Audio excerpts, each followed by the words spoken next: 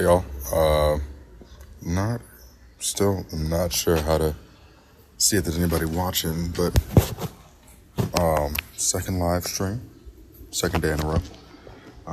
Don't really have the food tier list idea that we had yesterday, but I did just want to go over, I guess, not really go over, but talk about my journey to ending up at Ohio State. I didn't do much of an intro yesterday, but I played men's volleyball here, and have kind of a weird path to getting here, as opposed to a lot of people with the sports that they play in college. I just wanted to kind of talk about that. I'm sure I'll have some time at the end. Maybe I'll watch an old game or something, but yeah. I started playing. Well, also, I should probably introduce myself. My name is Tyler Tharp, junior here at Ohio State.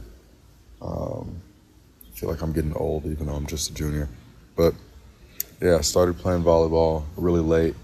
Officially started playing my 17th year, so my junior year of high school. Played basketball before that. Grew up playing a whole bunch of sports, baseball, soccer, basketball. I fenced for a little bit for whatever reason. Played baseball until I was in 7th grade. Then I decided to quit. Don't know why I did that. I think I'd be a gross baseball player, not to toot my own horn. Played basketball after that for 4 years, so until my sophomore year. Was doing well. Went to all those Pangos camps and whatever. But I just didn't really love it. And a friend dragged me to a volleyball tryout, so I ended up enjoying that. Played a little bit of I kind of messed around in the team my sophomore year of high school. Didn't really think I was going to take it seriously. Also, I apologize for any background noise. There's cars driving by on our street. Didn't think I was really going to take it all that seriously. And then I ended up realizing that I liked it more than basketball, just because my heart wasn't there in basketball at all. And I had my first coach, ironically, said, he's like, you could end up at an Ohio State or something if you keep playing. So I was like, man, I guess I'm going to keep playing and see where this takes me. And so I joined the club team my 17th year. Didn't play all that much. But I did get invited to a USA development camp. And I met a bunch of coaches there. I played okay. Got in contact with a few coaches afterwards that were there. And they wanted film. Obviously, I didn't have film. I didn't play my entire junior year for club. And from there, kind of going into my 18th year, I was trying to get as much film together as I could from the few games that I played. Sent it out to literally every Division I coach that exists. A few got back to me and were like, yeah, we've seen the few times that you've played. Would love to get a little bit more of a larger sample size from you. So reach back out when you have more film. And particularly when I reached out to Ohio State, they said we just don't have a spot on the roster. And I came to their camp. I played decent at their camp. I think my stats, my measurables were good. And I think that impressed them a little bit, from what I've heard from a few of my teammates that were there at that camp and playing on the team at the time. And just kind of stuck with it from there. Played a lot more my 18th year, so my senior year of high school, played a lot more. My team did good. And a few more coaches got back to me and were like, hey, we would like to have you come and visit and stuff. One of my visits to a bunch of different places, but I never got a response back from Ohio State up until that point. I was like, man, this kind of sucks. A lot of these schools aren't places that I really want to end up at. I might end up just not playing sports in college, and that's kind of been my dream since I was a kid, was to play some sport in college. It always seemed like such a cool thing to do, and it is. It's a great experience. And then from there, just kept playing, talked to a few more schools.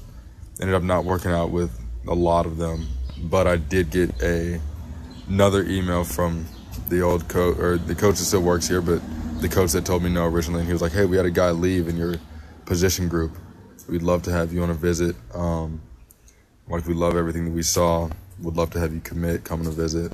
So I actually committed before I came on a visit. No idea what the campus was like, what the team was like, but I knew that this was the place that I wanted to be education-wise. The combination of education and sports, I was like, this is the place that I definitely want to be. So I committed, then came on my visit, loved it here. So I was like, okay, I made the right decision. This is great. Kept playing, played well my senior year, went to nationals, played well, talked to all the coaches, met all the other guys that were in my class at that nationals. Love those guys. They're all great. Some of my best friends now. And from there, I showed up on campus. It's been going pretty well since. I'm in my junior year now. I'm enjoying myself. I've played a little bit. Definitely worthwhile. Can't imagine being anywhere else. But yeah, that's pretty much my story of how I got here. I started playing, well, for reference, I mean, it's kind of the case with anybody that's playing a college sport. They've been playing for a while, but in volleyball, it's more common to start later. It's like it's a backup sport, like you don't make your freshman year whatever team. So you start playing when you're 14, but even to start it, like even for volleyball, starting at 17 is still insanely late. So I'm just lucky to be in the position that I am. Happy to be here more than anything.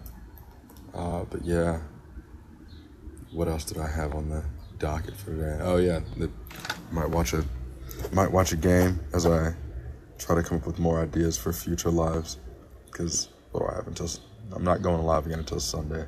So yeah, no, I got a little grace period to think about more ideas because this is not it. But we might be watching games consistently just because the one thing that I can talk about forever is watching volleyball and actually like analyzing the film.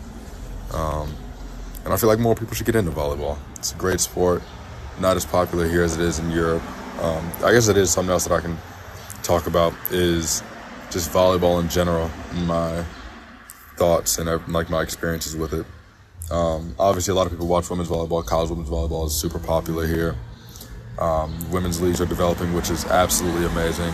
I think any way that any form of volleyball, men's or women's, or even like beach and grass volleyball can become more popular, it's better for the sport. And I think a lot of people will realize that they enjoy it. Because a lot of people are just kind of stuck in that cycle of watching the big three American sports, baseball, football, and basketball. And they really should broaden their horizons and try some other sports like this. But yeah, women's is really popular now, which is amazing. But a lot of people on the men's side think that men's and women's volleyball are two very different sports just because of like the things that you have to do to score and how you have to play if you want to be a contender for a championship. It's just two very, very separate worlds, even though it technically is the same sport. But yeah, no, like I was saying, overseas volleyball, volleyball's a lot more popular overseas, especially the men's side. Like in Europe specifically, Poland, Italy, and France, volleyball is a lot more popular. They kind of dominate the pro leagues. And then women's volleyball is less popular over there, actually, which is unfortunate, but it is getting more and more popular. But yeah, no, volleyball as a whole is kind of growing as a sport. It's really nice to see more opportunities for more people that are realizing that they can do more than play, like I was saying, basketball, football, baseball in high school. What else? Oh yeah, let's watch this game. Little game from that we played in, actually. Ohio State versus Ball State. Just to give a little bit of history, in our conference, us and Ball State are two of the first teams to be in the conference. So since a lot of the programs have either been cut or moved to a different conference or been not demoted, but they've been moved to D3 or D2. So this is kind of like our conference rivalry. It's a big game whenever they play us here or we play them there. So yeah, it's a great matchup to watch. We're always pretty consistently two of the best teams in our conference, if not the best. But yes, let's get to watching this game. little bit of, oh, the glare on the screen is terrible. A little bit of third set action from the boys. Serve from our old middle, Cole Young. Dig from our current middle, Aaron Grimm. Set from me into a, that's never great. Get blocked there, but you know, you gotta swing the score. Sorry if it looks like it's clipping around a little bit. I'm just skipping the dead parts of the game. But yeah, another thing about men's volleyball, big critique of why people don't watch it, all the missed serves. So there may be a lot of missed serves in here. But serve from our current setter, Daniel Henwood, off the tape, passed by their middle and set to their right side, who swings out of bounds. You know, you cannot swing out of bounds. Men's volleyball is a very air-heavy game. That's another critique. We swing out of bounds a lot, but look at this guy fly. I mean, contact net at the top of the antenna. And for reference, the top of the antenna is about 11 foot 6 inches.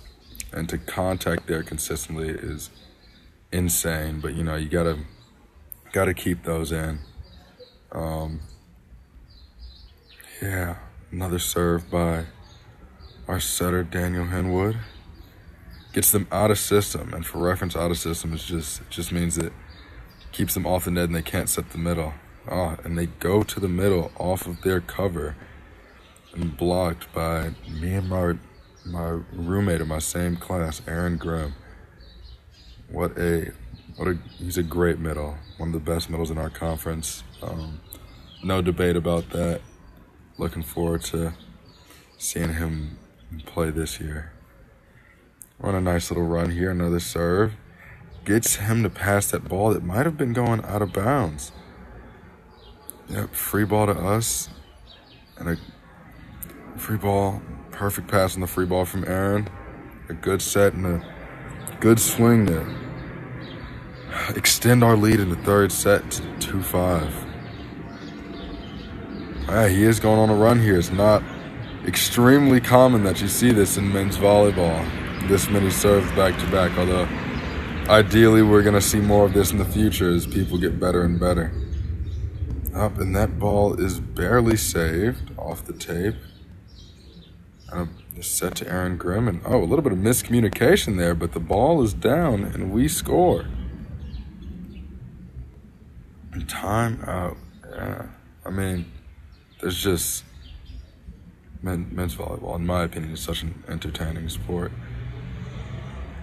Because you can do everything right. Like us here, we're doing a great job getting the ball on them, do everything right, and sometimes it doesn't work out for you, like Ball State. They're by no means a bad team, and they're doing a lot of things right here, and it's just not working out. Another serve from Daniel Henwood, mixing up the views by serving on the other side of the court. And Ball State scores there on a throw from Patrick Rogers, one of the premier outsides in the country. He's really good at what he does. Out of system high ball.